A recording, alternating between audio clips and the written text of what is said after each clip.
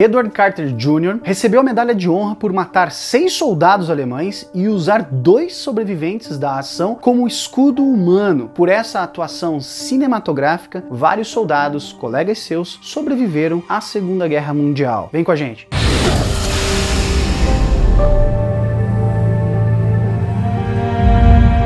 Edward Allen Carter Jr. nasceu no dia 26 de maio de 1916 em Los Angeles, Califórnia. Carter teve uma educação única. O seu pai era um missionário cristão afro-americano e sua mãe era uma indiana da cidade de Calcutá. A família mudou-se mais tarde para Xangai, China, onde Carter então frequentou a escola militar. Além do inglês e do hindi, a língua nacional então da Índia, ele aprendeu rapidamente o mandarim e o alemão, que fez bom uso quando ele fugiu de casa. A sua fuga não foi para irritar os seus pais, mas foi por causa do famoso incidente de Xangai. O Japão havia desbastando a China há algumas décadas e em 1932 eles intensificaram as coisas com uma campanha de bombardeio contra a cidade de Xangai, que durou de 28 de janeiro a 3 de março. Enfurecido, Carter se juntou ao exército nacionalista chinês para lutar contra os japoneses. Isso sem dizer a eles que ele tinha apenas 15 anos de idade. Ele se saiu tão bem que rapidamente subiu na hierarquia e se tornou tenente. Os chineses ficaram maravilhados com ele, pelo menos até o ano seguinte, quando descobriram que ele tinha apenas 16 anos. Então eles o mandaram de volta para os seus pais em Xangai, onde ele foi então obrigado a voltar à sua antiga escola militar. Mas Xangai não era mais um lugar seguro, então a sua família finalmente decidiu voltar para os Estados Unidos. Carter, no entanto, já não era mais o mesmo. Ele afirmou que durante a sua passagem pelo exército nacionalista,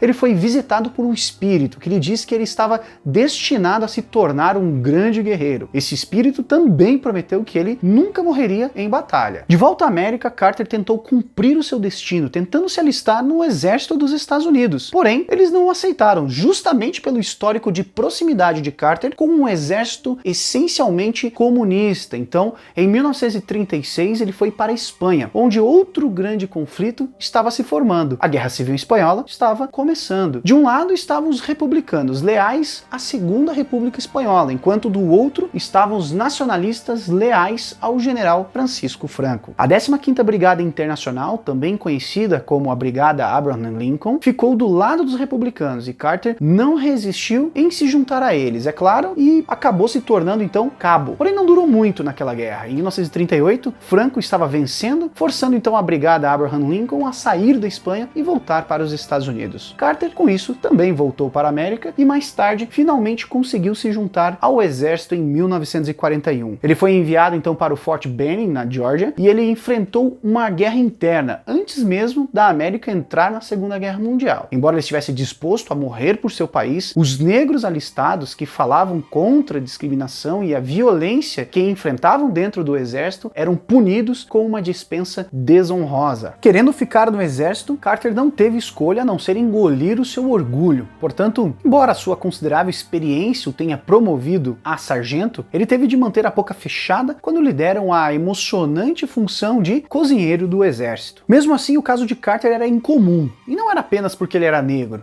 No dia 18 de maio de 1943, um oficial de inteligência no campo Benning abriu um arquivo questionando o envolvimento de Carter com a Brigada Abraham Lincoln lá na Guerra Civil Espanhola. Como a Espanha era aliada da Alemanha nazista, os Estados Unidos não mantinham relações com o governo de Franco, mas amavam ainda menos os comunistas. E como a brigada adotou alguns ideais socialistas, isso colocou ele numa lista de observação de ações comunistas dentro da América. A partir daquele momento, cada movimento de Carter era monitorado de perto como um possível agente hostil à própria América. Ainda assim, havia uma guerra acontecendo. Apesar de opiniões nada lisonjeiras do governo sobre os negros, a necessidade os forçou e foi assim que Carter foi enviado para a Europa em 1944. Mas as atitudes não morrem facilmente. O exército não gostou de mandar negros para a linha de frente, preferindo mantê-los ali em funções secundárias, como cozinheiros e faxineiros. Mas e Carter? Ele foi para o departamento de suprimentos. No entanto, como o número de mortos continuava a aumentar no fronte, as coisas tiveram que mudar. Desesperado Desesperado por ação, Carter tirou então as listras de sargento e se rebaixou, tornando-se um soldado voluntário da 1ª Companhia de Infantaria Provisória do 7º Exército. Colocaram ele no 56º Batalhão de Infantaria Blindada da 12ª Divisão Blindada, onde as coisas começaram então finalmente a mudar. A experiência de Carter veio à tona por sua postura e liderança nata. O comandante da companhia, o capitão Floyd Vanderhoff, ele certamente, notando então a capacidade de Carter, restabeleceu a posição dele de sargento-chefe e fez dele um líder de esquadrão de infantaria. O general Patton também percebeu razão ali então pela qual Carter se tornou um dos seus guardas-costas pessoais. Isso porque Patton tinha um arqui-inimigo e não era Hitler, era o general britânico Bernard Montgomery. Embora lutando do mesmo lado, Patton e Montgomery estavam ali numa corrida mortal para serem os primeiros a entrarem na Alemanha. Patton não havia permitido brechas para o preconceito racial dentro das suas fileiras. Eles tinham uma forte ligação, Carter e Patton. Eles se conectavam ao fato de que os dois tinham sido visitados por um espírito que predisse então as suas realizações no campo de batalha. Depois de meses de voluntariado, o pelotão de Carter conseguiu entrar em combate finalmente, mas ele teve que aceitar um rebaixamento. Isso porque os seus superiores naquele momento não permitiam que um negro comandasse tropas brancas. Ele acabou servindo então na Divisão Misteriosa, composta por negros do 3º Exército de Patton.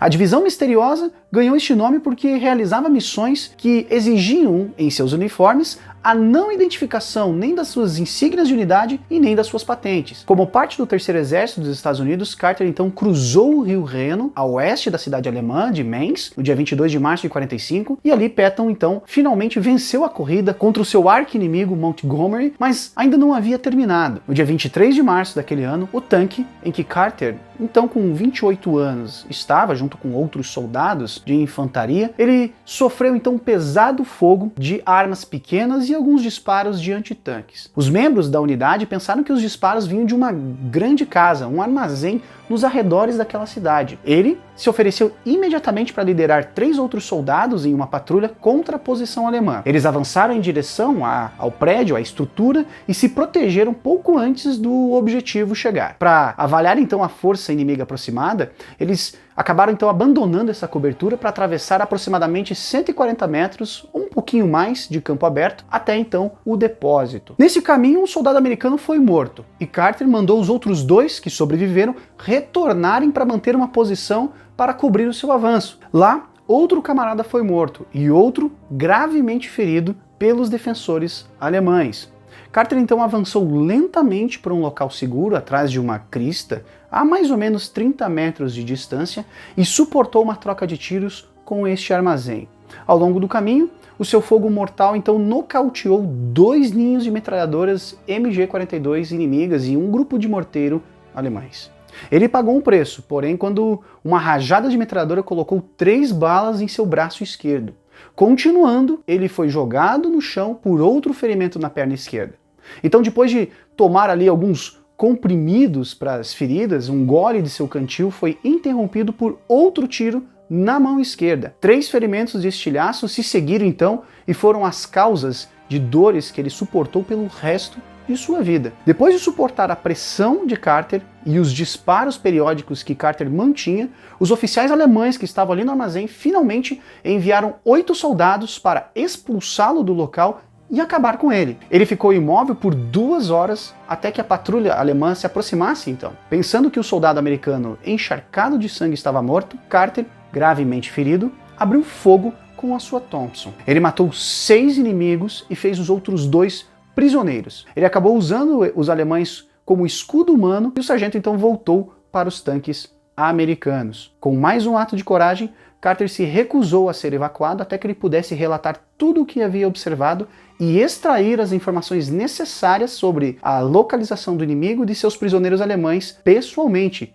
Isso porque, como eu disse anteriormente, ele era fluente em alemão. Depois de se recuperar dos ferimentos, em menos de um mês, ele foi reenviado ao posto de sargento e terminou a guerra como tal. Nesse ponto, em outubro de 45, ele havia recebido a Cruz de Serviço Distinto, a Estrela de Bronze, Coração Púrpura, a Medalha de Serviço de Defesa Americana, o Distintivo de Infantaria de Combate e algumas outras citações e pequenas honras. Pouco depois, em 1946, O secretário da guerra, Robert Patterson, notou uma irregularidade na falta de reconhecimento dos negros e prometeu investigar. No final da guerra, Carter se viu estacionado então em Fort Lewis, em Washington. Quando Carter tentou se realistar, o exército barrou seu alistamento e tirou o uniforme dele sem explicação no dia 30 de setembro de 49. Ele recebeu uma dispensa honrosa em outubro de 49, provavelmente a honra mais sombria de sua vida. Não está claro se eles o baniram por sua suposta ligação com o comunismo. Estava muito claro que o exército negava a ele a vida de soldado que ele tanto amava. Ele focou então em sua família e trabalhou continuamente nos negócios de pneus para veículos o resto de sua vida. Em 1962, embora ele fumasse, ele e seus médicos atribuíram a descoberta de um câncer no pulmão aos estilhaços ainda existentes em seu pescoço. Ele morreu de câncer no pulmão em Los Angeles no dia 30 de janeiro de 1963, aos 47 anos de idade. O Sargento Carter foi sepultado no cemitério nacional em West Los Angeles, perto de onde ele morreu. Em 1992, contudo, o secretário do Exército, John Shannon, encomendou um estudo independente para identificar heróis afro-americanos não reconhecidos na Segunda Guerra Mundial. E em maio de 96, o estudo foi concluído sob o título A Exclusão dos Soldados Negros da Medalha de Honra na Segunda Guerra. Se você quer saber mais sobre a Medalha de Honra, clique aqui. O sargento Edward Allen Carter Jr., de Los Angeles, Califórnia, foi identificado e recomendado para receber a mais alta condecoração dos Estados Unidos. Em 10 de janeiro de 1997, o sargento Carter foi exumado do Cemitério Nacional e homenageado no dia seguinte em Los Angeles. No dia 13 de janeiro, o presidente Clinton entregou finalmente a Medalha de Honra póstuma de Carter a seu filho Edward Allen Carter III, em Washington, capital. Um caixão puxado por cavalos e todas as honras militares o levou então até o seu descanso eterno. Edward Carter, o soldado consumado, estava agora finalmente em repouso no Cemitério Nacional de Arlington, como exigiu o seu êxodo material. Já o seu êxodo espiritual também estava para terminar. Em 98, Allen Carter, a sua nora, recebeu 57 páginas de documentos desclassificados do Exército dos Estados Unidos em resposta à solicitação da Lei de Liberdade de Informação. Os documentos mostraram que o Exército não conseguiu encontrar um único traço de deslealdade por parte de Carter. Com isso, em uma cerimônia emocionante no Salão dos Heróis do Pentágono, um dia antes do Dia dos Veteranos de 99, a família Carter se reuniu novamente com o presidente Clinton. Ajudando o comandante-chefe estava o general John Kane, vice-chefe do Estado-Maior do Exército Americano. O general Kane presenteou a família Carter com um conjunto de registros militares corrigidos e prêmios póstumos atrasados para o sargento. O Exército admitiu que os registros de inteligência desclassificados mostravam que qualquer suspeita contra o herói não tinha base na realidade. O general Kane e o presidente pediu então desculpas à família e a toda a nação. Curtiu este conteúdo? Deixa aqui embaixo uma sugestão para o próximo herói que merece ser lembrado. Um grande abraço e até a próxima.